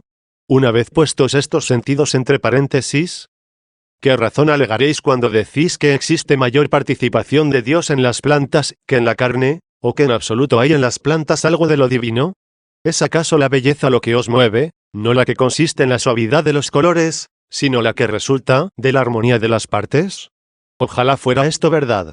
Porque no tendrías jamás la osadía de comparar árboles torcidos con los cuerpos de los animales, cuya forma resulta de una simetría perfecta entre sus miembros. Mas si os halaga el testimonio de los sentidos, que es lo que sucede a quienes no pueden por la inteligencia conocer las esencias de las cosas, ¿cómo demostrar que, debido a la acción del tiempo y a ciertas trituraciones, se va o sale de los cuerpos la substancia del bien, que es lo mismo que irse Dios de allí y emigrar de un lugar a otro? Pero esto es el colmo de la locura, máxime no justificando vuestro modo original de pensar por señal o indicio alguno. Muchos frutos cogidos de los árboles o arrancados de la tierra mejoran si se deja transcurrir algún tiempo antes de comerlos, como los puerros, achicorias, lechugas, uvas, manzanas, higos y ciertas peras, y muchos adquieren, además, un color más agradable si no se comen al cogerlos, y son más saludables al cuerpo, y el paladar siente o experimenta un perfume más exquisito. Pero estas ventajas y esta suavidad no existirían si, como decís, estas frutas estuvieran más vacías de la bondad o del bien en la medida del tiempo de su separación de la tierra, que es como su madre. La carne misma de los animales sacrificados el día anterior es más saludable y de mejor sabor. Cosa extraña, según vuestra secta, ya que con el tiempo se produce una mayor exhalación de la sustancia divina. 44. ¿Quién no sabe que el vino añejo es más puro y mejor y que, lejos de trastornar el sentido por la intensidad de su perfume, como pensáis, es muy útil para fortalecer el cuerpo si se usa con la moderación que es necesaria en todas las cosas? El mosto nuevo, al contrario, produce rápidamente efectos perniciosos, casi al momento de estar en la cuba y empezar a fermentar. A quienes lo contemplan desde arriba para observarlo les causa un mareo, que les hace caer, y si no acuden a tiempo en su ayuda, acaba con ellos. Y en cuanto a la salud se refiere, ¿quién ignora la inflación y tensión muy nocivas que produce en el cuerpo? La explicación de estos inconvenientes será que encierran sí mayor suma de bien, y al vino añejo, debido a la pérdida de una gran parte de la sustancia divina, carece de tales inconvenientes. Es absurdo que digáis esto vosotros, que juzgáis de la presencia de Dios en los cuerpos por las sensaciones de la vista, olfato y gusto. ¿Qué mayor perversión del juicio puede haber que mirar al vino como la hiel de los príncipes de las tinieblas y no abstenerse, sin embargo, de comer las uvas? ¿Hay más hiel cuando el vino está encerrado en la cuba que cuando aún está en las uvas? Si el fruto, sazonándose más, con el tiempo pierde el bien que tenía. ¿Por qué los racimos colgados y cubiertos son más suaves, dulces y saludables? El vino mismo es más limpio, de más brillo y más saludable subtraído a la luz, perdiendo la sustancia que puede hacerlo bueno. 45. ¿Qué decir de los árboles y de su ramaje, que con el tiempo se secan y, sin embargo, no podéis decir que se vuelvan peores? Desaparece lo que produce el humo, y lo restante da esa llama de brillo que tanto acariciáis, y que es prueba que el bien es más puro en el árbol seco que en el verde. De lo cual se sigue este dilema, que os atenaza fuertemente, o negáis que la parte de Dios sea mayor en la llama pura que la envuelta en humo, y se sigue la destrucción de toda vuestra doctrina, o confesáis que los árboles cortados o arrancados de raíz, cuanto más tiempo se conservan, dejan escapar con más abundancia la naturaleza del mal que la del bien. Concedido esto, la conclusión será que de los frutos recogidos se puede escapar mayor abundancia de mal y en las carnes puede quedar mayor abundancia de bien. Baste lo dicho del sujeto tiempo. 46. Si la agitación, maceración y la acción de restregar unos objetos con otros son ocasión de que se vaya la naturaleza divina, otros objetos semejantes que mejoran con el movimiento os arguyen de falsedad. Así, por ejemplo, cierto jugo de la cebada es una bebida que tiene mucho de parecido con el vino, y mejora cuando se lo mueve o agita. Y se da el hecho que merece señalarse, esta bebida emborracha con muchísima facilidad y rapidez, y nunca le disteis calificación de hiel de los príncipes. La harina, mezclada hábilmente con un poco de agua, se endurece algo, y con el movimiento mejora, y sucede, además, un fenómeno, al parecer muy contrario y absurdo, que, subtraída la luz, blanquea más. El que fabrica pasteles agita la miel hasta darle cierto brillo y un sabor más dulce y agradable. Dad, si podéis, una explicación de esto, si es que el bien se va de allí. Si es de vuestro agrado probar la presencia de Dios, no solamente por los sentidos de la vista, olfato y gusto, sino también por las delicias del oído. Es sabido que la carne suministra abundancia de nervios y de huesos, con que se fabrican las cítaras y flautas. Y para darles sonoridad se les deseca, restriega y retuerce lo mejor que sea posible. Como veis, la misma dulzura de la música, que, según vosotros, es de origen celestial, tiene, según nosotros, su origen en las sordideces de las carnes muertas, desecadas con el tiempo, bien restregadas y bien afinadas, por la torsión. No son, sin embargo, estas operaciones las que hacen que se vaya la sustancia divina de las cosas vivas y de las sometidas a la cocción. ¿Por qué, pues, los cardos cocidos no son nocivos a la salud? ¿Es necesario que se siga creyendo que durante su cocción se va de ellos Dios o una de sus partes? 47. ¿A qué seguir, puesto que decirlo todo no es fácil ni necesario? ¿A quién se le oculta que la cocción convierte en más suaves y saludables muchos alimentos? Lo que no debiera ocurrir si por movimientos de esta naturaleza se va de ellos el bien. Os juzgo faltos en absoluto de recursos para probar por estos sentidos corporales que la carne es impura y mancha el alma de quien la come, por la única razón de que los frutos, como consecuencia de muchas transformaciones, se convierten en carne, puesto que precisamente vosotros creéis que el vino es menos impuro que el vinagre, a pesar de ser añejo y ser su corrupción, y vuestra bebida ordinaria, que es una especie de vino cocido, debería ser más impura que el vino, si es que el movimiento y la cocción fuerzan a los miembros divinos a retirarse de los objetos corporales. Mas, si no es así, ¿por qué sostener con tanta pertinacia y ceguedad que de los frutos recogidos, y puestos en las bodegas, y manipulados, y cocidos, y digeridos, huye o se les va la sustancia del bien y no queda de ellos más que una materia sórdida para la generación de los cuerpos? 48. Y si ni el color, ni la belleza, ni el olor, ni el sabor, son signos de la presencia del bien en estos objetos, ¿qué otro signo os falta por alegar?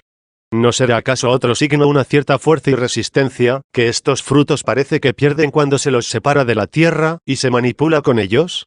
Si este es el motivo, aunque fácilmente se echa de ver su falsedad, pues muchos frutos separados de la tierra crecen en fuerza, como del vino se dijo, que, cuanto más viejo, tiene más fuerza. Si es este el motivo, repito, ningún alimento participa tanto de la divinidad como la carne, pues los atletas, a quienes tan necesario les es el vigor y la fuerza, no se nutren de legumbres y fruta, sino de carne.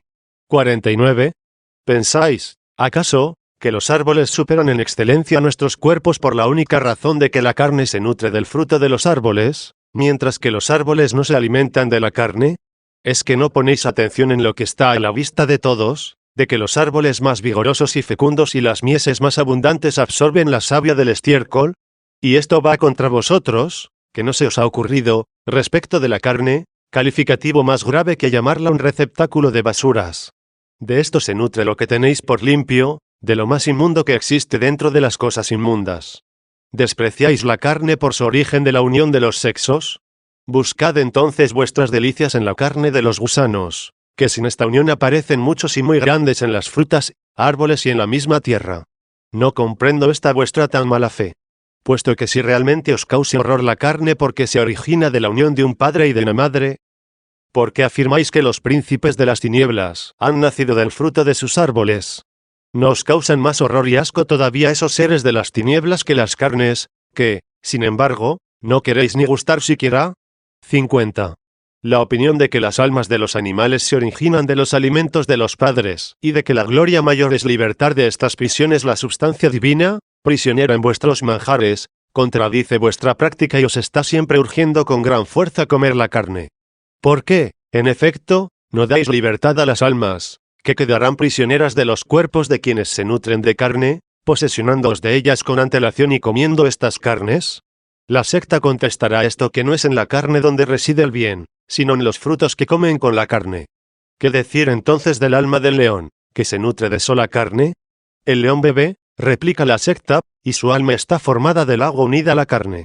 ¿Qué explicación cabe respecto de una multitud innumerable de seres, de las águilas, por ejemplo, que solo comen carne y no tienen necesidad alguna de beber?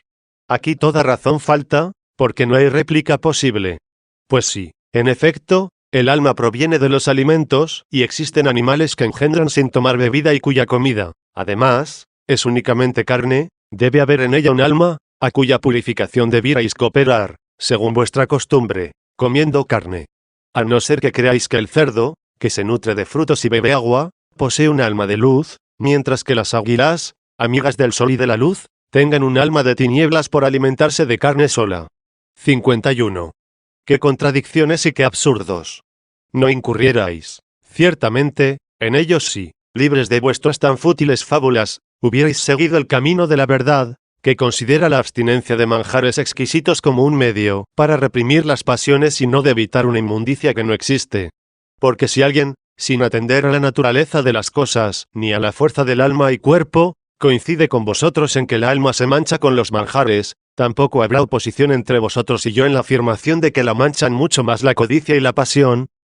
¿Qué mayor sinrazón o locura que borrar del número de los elegidos a quien quizás solo en gracia de la salud y sin codicia alguna come una miaja de carne, mientras que a otro que con pasión desmedida desea los manjares y come con voracidad trufas bien espolvoreadas de pimienta se le juzgue, a lo sumo, como algo intemperante, pero no se le condene como corruptor del sello? Vuestra secta rechaza, en efecto, a quien sin pasión y únicamente por motivo de salud se le sorprende comiendo un poco de carne de gallina, mientras que admite entre los santos al que se jacta públicamente de haber deseado con pasión tortas y pasteles, debido a que no tienen mezcla alguna de carne.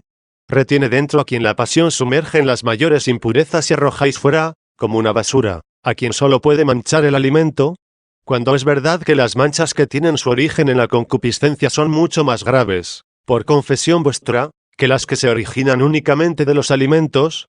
Entre vosotros se abraza con caricias y halagos a quien domina el ansia desmedida de comer frutas y legumbres preparadas con la mayor delicadeza y suavidad y, además, no se contiene, y al que para saciar el hambre y sin pasión alguna participa en una mesa común, tan dispuesto a tomar su parte como a dejarla, le excluís de vuestras filas.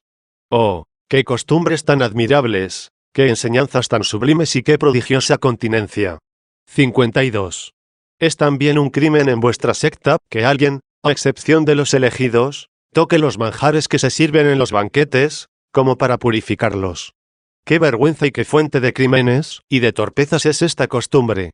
Pues con mucha frecuencia se sirven en los banquetes tal cantidad de alimentos, que no se pueden consumir, debido al pequeño número de comensales.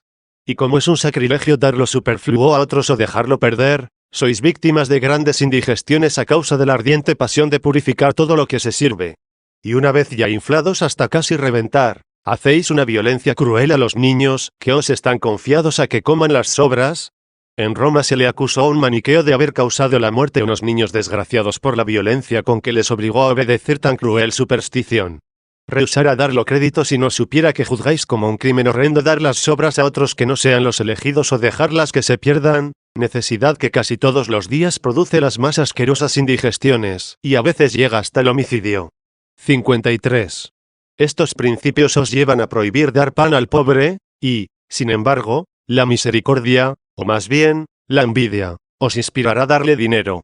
¿Qué recriminaré en primer lugar en esta práctica? ¿Vuestra crueldad o vuestra besania o locura? ¿Qué le sucederá si se halla en un lugar donde no hay nada que vender? Este pobre hombre perecerá de hambre, mientras que vosotros, que pasáis por hombres sabios y bienhechores, os compadecéis más de los pepinos que de vuestros semejantes. Cabe calificar con más propiedad y claridad esta práctica de falsa misericordia y de una verdadera crueldad. Pongamos ahora la atención en vuestra besania o locura. ¿Qué ocurrirá si con la plata que le dais adquiere pan? La parte divina no sufrirá en el que lo recibe del vendedor lo mismo que hubiera sufrido recibido de vosotros. Este pobre pecador cubre de suciedades e impurezas la porción de Dios que ansía volver a reanudar el vuelo en dirección a su reino. Y lo más grave es que cooperáis a este crimen con vuestra plata, y, sin embargo, vuestra prudencia, con ser tanta, llega a haber diferencia entre poner la víctima en manos del homicida y poner el dinero para comprarla y sacrificarla. ¿Qué mayor locura o insensatez que esta? Porque sucederá una de dos cosas, o la muerte del mendigo, si no adquiere pan que comer, o la muerte del pan, si lo adquiere. El primero es un homicidio real, lo mismo que el segundo, según vuestra doctrina, y de los dos sois responsables. Otra de vuestras prescripciones, saturada de perversidad e insensatez, es la prohibición a vuestros oyentes de matar los animales, y no de comer carne. Pues si la carne no mancha, ¿por qué no la coméis vosotros? Y si mancha, ¿qué mayor insensatez que crear mayor crimen en la libertad del alma de los puercos, que la mancha del alma del hombre con la carne de este animal? ¿Cuál es el sello de las manos en la secta maniquea 17? 54. Tratemos ya y examinemos detallada y atentamente el sello de las manos. Lo primero que hay que tener en cuenta es que el mismo Jesucristo juzgó 12 como muy supersticiosa esta vuestra práctica de no matar los animales, ni cortar los árboles 13. Él declaró, en efecto, que no existe relación alguna entre nosotros y los animales y los árboles, cuando dio licencia a los demonios para que fueran a la piara de cerdos, y cuando se secó la higuera, que maldijo por no hallar en ella fruto alguno. Ciertamente que ni los puercos ni la higuera habían cometido pecado alguno, ni somos tan necios que creamos que el árbol elige voluntariamente la fecundidad o la esterilidad. Ni hay necesidad de haceros ver que nuestro Señor quiso por estos hechos significar otra cosa, porque no hay nadie que no lo sepa. Pero con certeza se puede asegurar que si, como pretendéis, fuera un homicidio matar un animal o cortar un árbol, no hubiera elegido el Hijo de Dios el homicidio como signo. Porque si hizo prodigios con los hombres, con quienes nos unen los vínculos de la sociedad, fue curándolos, no matándolos. Y lo mismo hiciera con los animales y los árboles, si hubiera creído que entre ellos y nosotros había los vínculos de unión que imagináis. 55. He utilizado aquí el argumento de autoridad, porque, cuando habláis del alma de los cerdos, y de una cierta vida atribuida a los árboles, me es imposible seguir en todas vuestras sutilezas. Pero como vosotros, para no ser aplastados por la verdad de las Escrituras, os defendéis con el recurso de decir que están falsificadas. Aunque no neguéis la autenticidad de los pasajes relativos a la higuera estéril y a la piara de cerdos, no me desviaré de mi propósito, por temor de que veáis cuán contrarios son a vuestra doctrina y los consideréis como interpolados. Mi propósito es, pues, exigiros en primer lugar a vosotros, que tan hábiles sois en prometer razones y verdad, una demostración del mal que se puede hacer a un árbol, no digo solo cogiendo los frutos y arrancando las hojas. Entre vosotros se condenaría como corruptor del sello el que esto hiciera con conocimiento de causa, pero ni aun sacándolo de cuajo. ¿No dice vuestra secta que el alma racional que existe en los árboles, cuando se cortan, se libra de las cadenas que la tenían prisionera en una gran miseria y sin ninguna utilidad? ¿No se sabe que vosotros, o mejor el fundador de vuestra secta, suele amenazar con un castigo, aunque no el mayor, el que los hombres lleguen a hacerse árboles? ¿Será posible que el alma llegue a ser más sabia en un árbol que en un hombre?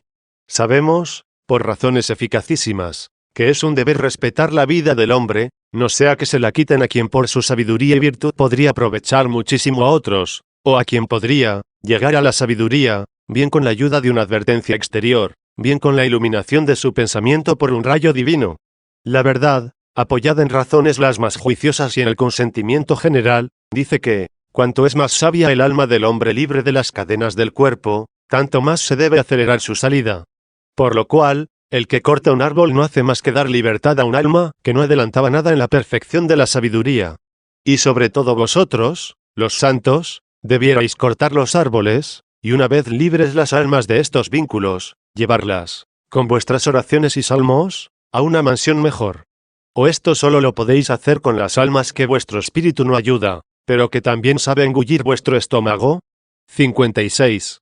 Sabéis también muy bien que las almas de los árboles, durante su existencia en ellos, no progresan en la sabiduría, y, sin embargo, experimentáis las más graves dificultades cuando se os pregunta la razón de no enviar a los árboles un apóstol, o la razón de no predicarles la verdad quien se la predica a los hombres. Vuestra contestación obligada es que en esta situación las almas no pueden comprender los divinos preceptos. Pero he aquí que las dificultades os aprietan por otro lado con más fuerza todavía afirmáis que estas almas oyen vuestra voz, entienden vuestras palabras, distinguen los cuerpos y sus movimientos, y ven hasta los pensamientos. Si esto es verdad, ¿cuál puede ser la razón de no aprender de un apóstol de la luz? ¿A qué obedece no poder aprender más fácilmente que nosotros, si penetran las interioridades del espíritu? El maestro que experimenta tanta dificultad en la enseñanza por medio de la palabra, podría con facilidad instruirlos con solo el pensamiento, pues aún mucho antes de hablar vería sus ideas en la inteligencia. Pero si todo esto es falso, reconoced, al fin, el error en que estáis sepultados. 57. Vosotros, es verdad, no recogéis personalmente los frutos ni arrancáis las hierbas, pero ordenáis que lo realicen vuestros oyentes, y, además, decís que les es de mucho provecho, no solo a ellos, sino también a los alimentos.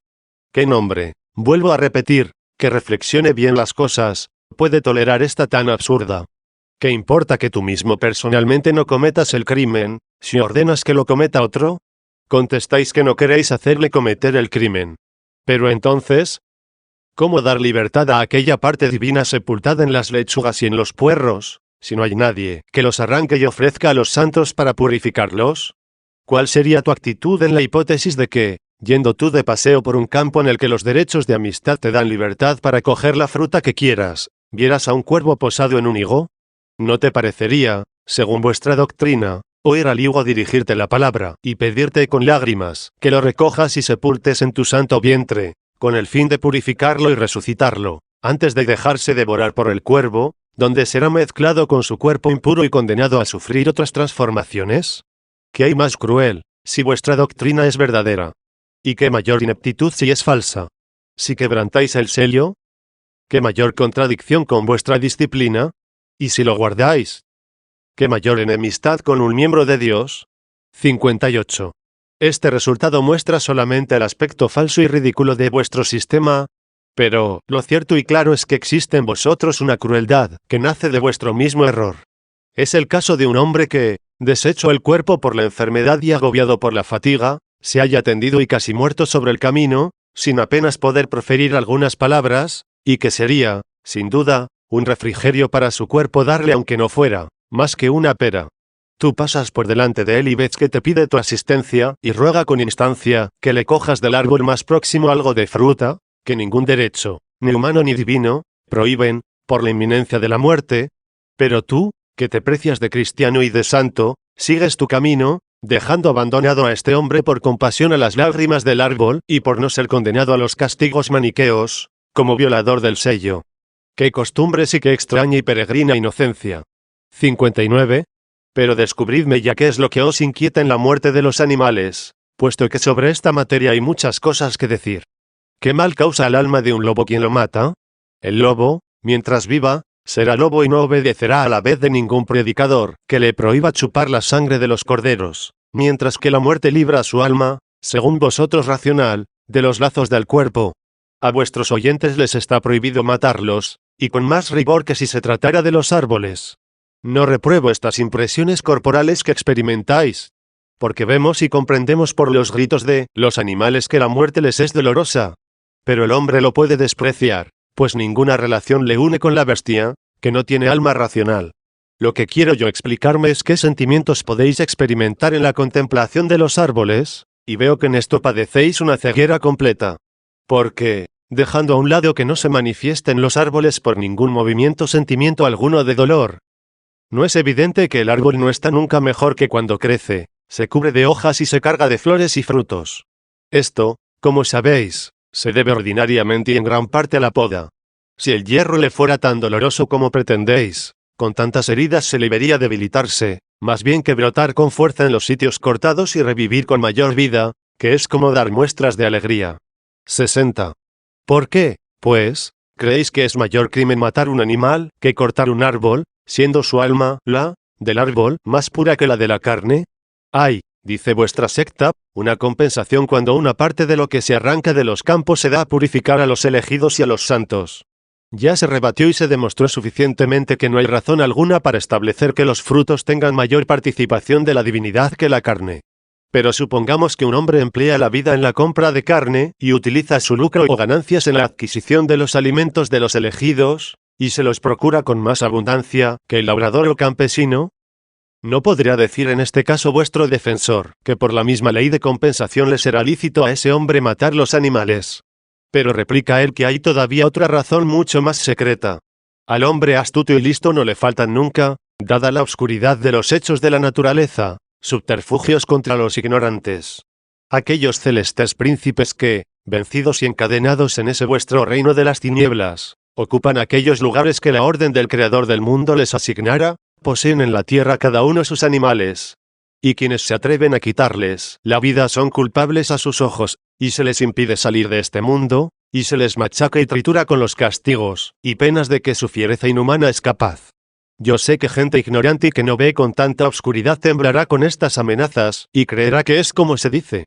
Pero yo seguiré de manera indeclinable mi propósito, y, prestándome Dios su auxilio, desharé estas obscuridades mentirosas con la luz de la más clara verdad. 61. Yo trato de averiguar si los animales que viven sobre la tierra o en el agua descienden de aquella raza de príncipes por vía de generación y por unión de sexos, ya que, según vosotros, los que nacen proceden de aquellos abortos que existen en aquel vuestro reino del mal. Y si es así, quiero saber si es lícito matar a las abejas, ranas y otros muchos animales que nacen sin la unión de los sexos. No es lícito, contestan ellos. No es, pues, el parentesco con no sé qué príncipe es la razón de prohibir a vuestros oyentes matar los animales. 0. Si admitís entre todos los cuerpos un parentesco general, los árboles también participarán en la misma categoría de las ofensas cometidas contra los príncipes. ¿Por qué, pues, no ordenáis a vuestros oyentes que los perdonen? Reducidos de nuevo a la impotencia, repiten que la falta que cometen los oyentes con los árboles es expiada por los frutos que llevan a vuestras reuniones. Han llegado hasta decir que los que en el matadero degüellan los animales y venden su carne, con tal que sean vuestros oyentes, y empleen sus ganancias en procuraros alimentos, pueden creer permitida esta inmolación, y que la falta cometida es expiada en vuestros festines y banquetes. 62. Si decís lo que acerca de los frutos y legumbres, que se llegó al acuerdo de que esta inmolación puede expiarse, pues es imposible que los oyentes se abstengan de matar animales, los elegidos no comen carne. ¿Qué diréis entonces de las espinas, y de las hierbas inútiles, que los agricultores destruyen arrancándolas de los campos que quieren limpiar, y de las que no se puede sacar alimento alguno en compensación? ¿Cómo podrá expiarse una devastación tan general que no procura alimento alguno a los santos? ¿Perdonáis, acaso, en vista de la que comeréis de las frutas y legumbres, toda falta cometida en aumentar su producción? Pero si los campos son arrasados por la langosta, y por las ratas y los ratones como con alguna frecuencia sucede, ¿les matará con impunidad un agricultor oyente vuestro, que no comete el crimen sino en vista de una mayor producción? Heos aquí otra vez en un callejón sin salida, o concedéis a vuestros oyentes el derecho de matar los animales, derecho que les rehúsa vuestro fundador, o les prohibís la agricultura, que les es permitida. Con frecuencia se os oye decir que un usurero es más inocente que un campesino. Hasta ese punto llegáis, hasta ser más amigos de los melones que de los hombres, ya que para impedir hacer daño a los melones permitís que el hombre se arruine por la usura. ¿Es esta la justicia que se busca y se pregona? ¿No es más una superchería execrable, digna de reprobación? ¿Es esta una piedad digna de elogio o, más bien, una execrable inhumanidad? 63. ¿Por qué, si vosotros os abstenéis de la matanza de los animales, no perdonáis a los piojos, ni a las pulgas, ni a las chinches? Y lo extraño es que creáis justificada plenamente esta medida, con decir que estos insectos son la porquería de nuestro cuerpo, lo que es abiertamente falso por lo que a las pulgas y chinches se refiere. ¿No es a todos evidente que estos animales no tienen subsistencia de nuestro cuerpo? Y, además, si reprobáis la unión de los sexos con tanta vehemencia, que os parece hasta excesiva, ¿no os parecerán más puros los que sin unión alguna se originan de nuestro cuerpo? Ellos se engendran, sin duda, por generación, pero, sin embargo, no nacen de nuestro cuerpo por generación alguna de parte nuestra. Pero, si se deben considerar como muy impuros los animales que nacen de cuerpos vivos, con mayor razón lo serán los que tienen su origen de cuerpos muertos. Se os oye decir también que se pueden matar impunemente los ratones, las culebras y los escorpiones, que son producidos de los cadáveres humanos. Pasemos en silencio lo obscuro e incierto.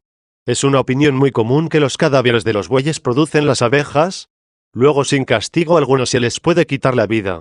Y si esto os parece dudoso, negaréis, al menos, que los escarabajos tengan su origen del estiércol hecho una pelota, sepultada debajo de la tierra. Estos animales y otros, que sería largo de contar, deben ser miradas por vuestra secta como más impuros que los piojos, y, a pesar de eso, os parece criminal destruir aquellos. Así como una necedad perdonar a los piojos, a no ser que vuestra poca estima obedezca que son animales pequeños. Sí, cuanto más pequeño, es, a vuestro juicio, más despreciable, se sigue necesariamente que preferiréis un camello a un hombre. 64. Ahora recuerdo aquella gradación que me inquietaba con frecuencia, cuando oía vuestras explicaciones. Si la pequeñez autoriza la destrucción de una pulga, nada impedirá quitar la vida a una mosca, que tiene su nacimiento en una haba. Si no perdonáis a la mosca, ¿por qué no matar el insecto algo más fuerte cuya cría es seguramente más pequeña que la mosca? Se seguirá también que no habrá obstáculo para destruir una avecilla cuya cría es de la misma talla que esta mosca, y lo mismo la langosta y el ratón que sus crías. No me alargo más, pues basta para ver que de grado en grado se llegará hasta el elefante, hasta poder matar sin pecado alguno esta bestia monstruosa, quien, debido a su pequeñez, puede sin pecado destruir una pulga. Basta ya de semejantes niñerías. El sello del seno. Infames misterios de los maniqueos 18. 65. Resta únicamente tratar del sello del seno, en el que vuestra castidad queda muy maltrecha.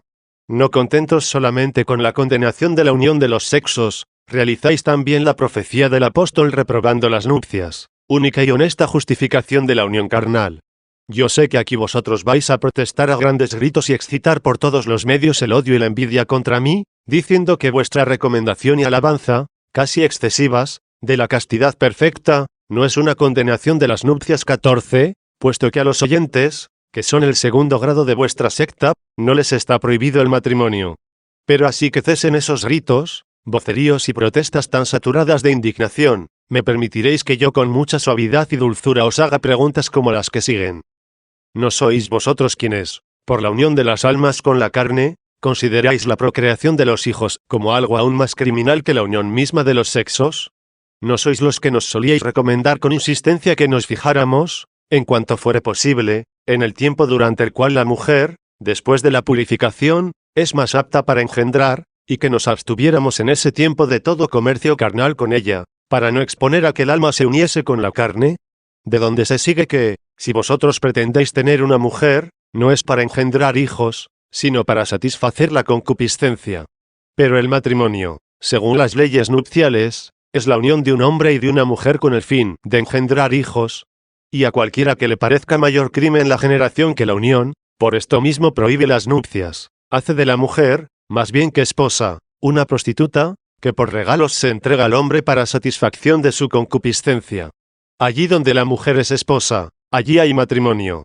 Pero no hay matrimonio donde se impide la maternidad, allí no hay esposa. Prohibís, por consiguiente, el matrimonio y no podéis con razón alguna libraros de este crimen, que ya os reprendió el mismo Espíritu Santo. 66. Pero cuando con tanta vehemencia os oponéis a la unión de los sexos, que encadena el alma a la carne, y con vehemencia y energía aún mayores afirmáis que por el alimento de los santos sale el alma de la esclavitud de las semillas? ¿No confirmáis al mismo tiempo vosotros? ¡Oh miserables! ¿Las sospechas que se forman contra vosotros? ¿Por qué, cuando coméis trigo, habas y lentejas y otras semillas, se cree que es voluntad vuestra dar libertad al alma y no se ha de creer lo mismo respecto de las semillas de los animales? Lo que decís de la impureza de la carne de un animal muerto, porque no tiene alma, no lo podéis decir de la semilla de un animal vivo, que, según vosotros, tiene encadenada un alma que se manifestará en la prole, y en la que confesáis está sepultada el alma del maniqueo mismo. Y como tales semillas no os las pueden presentar vuestros oyentes para purificarlas, ¿quién no caerá en la sospecha de que vosotros mismos hacéis estas purificaciones secretas y que les ocultáis estas acciones infames, por temor de que os abandonen? Y si vosotros no las hacéis, y quiera Dios que así sea, ¿no veis a qué sospechas vuestra superstición da libre curso, y cuán irracional es irritarse contra los que así juzgan, dándoles vosotros motivos, pues proclamáis que por el alimento y la bebida libráis las almas de los cuerpos y de los sentidos? No quiero detenerme más en esto. Es bastante para mostraros cómo hay lugar para haceros toda clase de invectivas. Pero la materia es tal, que más bien retrae que convida a seguir su desarrollo. Y yo creo haber demostrado en todo mi discurso que, lejos de querer exagerar, no he hecho más que indicar los hechos visibles y las razones evidentes. Pasemos, pues, a otra cosa. Los crímenes de los maniqueos 19, 67. Ahora ya está bastante claro el juicio que se merece vuestra doctrina de los 3 sellos. Tales son vuestras obras, tal el fin de vuestros preceptos admirables, donde nada es cierto, ni verdadero, ni racional, ni inofensivo, sino todo al contrario, dudoso. Mas todavía, todo es, sin duda alguna, falsísimo, contradictorio, absurdo y abominable. En fin, se descubren en vuestras costumbres tantos y tan graves pecados, que, si alguien de alguna capacidad quisiera entablar causa contra todos, para cada uno serían pocas las páginas de un volumen.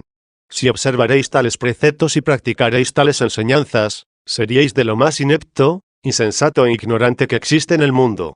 Pero, como solo os contentáis con elogios, y con enseñar lo que no practicáis, se sigue que no es posible imaginar ni encontrarse con gente ni más falsa, ni más peligrosa, ni de peor intención que vosotros. 68. Durante los 9 años íntegros que oí las explicaciones de vuestra doctrina con gran vigilancia y asiduidad, no pude conocer ni a uno solo de vuestros elegidos que, desde el punto de vista de vuestros preceptos, no haya sido sorprendido en pecados o no haya dado que sospechar. Oíamos que muchos se daban al vino y a la carne y a los placeres del baño, y a otros se les acusó, sin posibilidad de réplica, de corruptores de las mujeres del prójimo. Pero supongamos que lo que se dice es más de lo que en realidad es.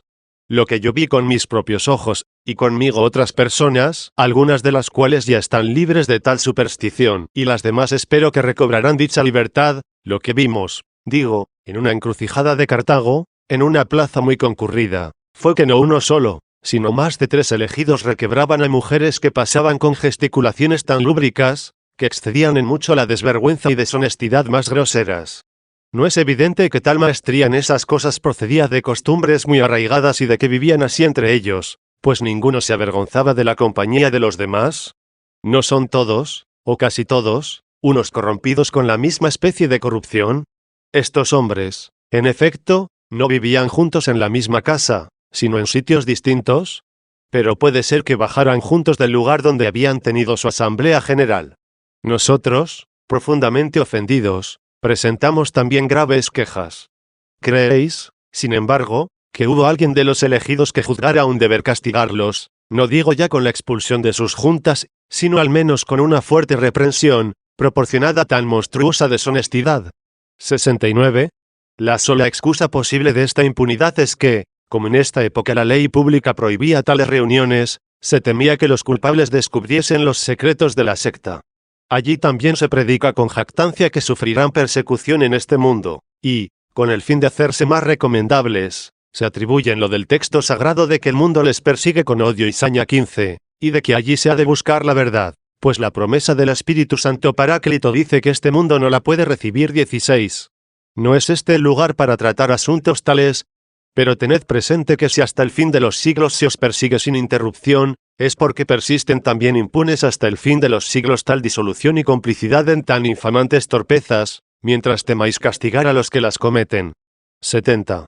Esto mismo se nos respondió a nosotros cuando presentamos a los primates de la secta la queja de una mujer por lo que le había acaecido, y era que, reunida con otras compañeras y creyéndose segura, debido a la fama de santidad de los maniqueos, entraron allí de improviso muchos elegidos, y uno de ellos apagó la luz, e ignorante de quién era el que la abrazaba y hacía violencia, no pudo escaparse de sus manos sino a fuerza de gritos y de voces. Estas deshonestidades, conocidas de nosotros, no deben ser consideradas como fruto de una inveterada costumbre. Esto sucede, notad bien esta circunstancia, la noche misma que celebraban la vigilia de una fiesta. Y aunque en realidad de verdad no hubiera miedo de traición, ¿quién podía llevar a juicio en presencia del obispo al que tomó tales medidas para no poder ser reconocido? ¿No se debía también imputar esta deshonestidad a todos los que juntos entraron, ya que la luz se apagó en medio de las risas y criterio desvergonzados de los asistentes? 71. Daban muchos motivos para toda clase de muy malas sospechas, pues se veía que les comía la envidia, la avaricia, la glotonería. Los altercados y contiendas y su movilidad de carácter no tienen igual. Se puede con razón pensar que se abstienen de lo que exige su profesión cuando se ven en la oscuridad y las tinieblas. Había dos hombres de bastante buena reputación, de ingenio fácil y muy hábiles en las discusiones, y más que los otros íntimamente unidos conmigo, sobre todo uno, debido a sus gustos literarios, y el cual es al presente presbítero. Pero a los dos les comía la pasión de la envidia. Uno de ellos acusó al otro, no públicamente, sino a ocultas, con palabras y murmuraciones, a quien se le ofrecía, de que había hecho violencia a la esposa de uno de los oyentes. El otro, para justificarse, acusó a su vez en presencia de nosotros, del mismo crimen a un elegido que vivía con el mismo oyente como amigo fidelísimo, al que, al entrar de improviso en la misma casa, sorprendió con esta mujer. Él pretendía hacer ver que su rival y enemigo, carcomido de envidia, había aconsejado a los dos culpables echasen sobre él esta calumnia, por temor de ser el acusado del crimen, si la cosa se descubría.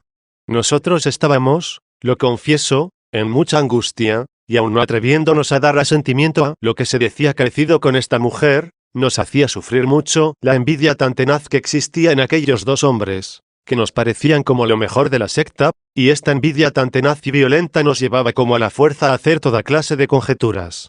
72. Finalmente, en el teatro se veía con mucha frecuencia, juntamente con un presbítero de pelo blanco, muchos elegidos cuya edad y aparentes costumbres eran como credenciales de su gravedad. No hablo de mucha gente joven que se veía de ordinario en plena contienda y discusión con actores y cocheros. Esto era suficiente para probar cómo podían abstenerse de crímenes ocultos quienes se dejaban vencer de esta sed de placeres, que les delataba las miradas de sus oyentes, y les traicionaba cuando, sorprendidos, se avergonzaban y huían. ¿Y qué decir del crimen de este otro santo cuyas disputas nos llevaron con mucha frecuencia a la quinta de un vendedor de higos? ¿Cómo se hubiera descubierto si hubiera podido conseguir hacer mujer y no madre a una virgen consagrada al Señor? Pero el embarazo no permitió quedarse oculto este crimen secreto e increíble. Tan pronto como la madre se lo descubrió a un hermano suyo joven, lo llevó muy a mal. Sin embargo, en consideración a la religión, no le delató a la justicia. Pero consiguió, porque cosas como estas no se podían tolerar, que este santo fuese expulsado de esta iglesia. Después, para que este crimen no quedara impune, se juntó con algunos amigos y a puñetazos y puntapiés lo mataron. Y, gravemente herido, gritaban que por la autoridad de Manés se le perdonase, que Adán, el primer héroe, había pecado que después de su caída, había sido más santo. 73. Tal es la opinión que os habéis forjado de Adán y Eva, es una fábula muy larga. Aquí solo tocaré lo que dice relación a mi asunto. Adán, decís, de tal modo fue engendrado por sus padres, por aquellos príncipes, verdaderos abortos de las tinieblas, que su alma casi toda era luz, sin apenas mezcla de tinieblas. Vivía santamente a causa de la sobreabundancia del bien, hasta que la parte mala se turbó y le hizo caer en las obras de la carne. Esta fue su caída y su pecado. Pero después hizo una vida mucho más santa. En el crimen de que se trata, mis quejas no se refieren tanto al culpable, que, con apariencias de elegido y de santo, cubrió a toda una familia de deshonra e infamia por su acción criminal. No es esto lo que os echo en cara, pues no veo aquí más que el hecho de un hombre totalmente pervertido, más bien que una consecuencia de vuestras costumbres. no es a vosotros a quienes repruebo acción tan deshonesta, sino a él solo personalmente.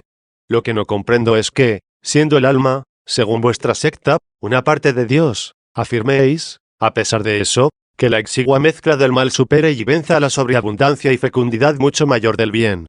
¿Quién es el hombre que, creyendo esto, si la pasión le llama y le atrae, no recurra a este pensamiento, para su defensa, más bien que para refrenarla y domarla?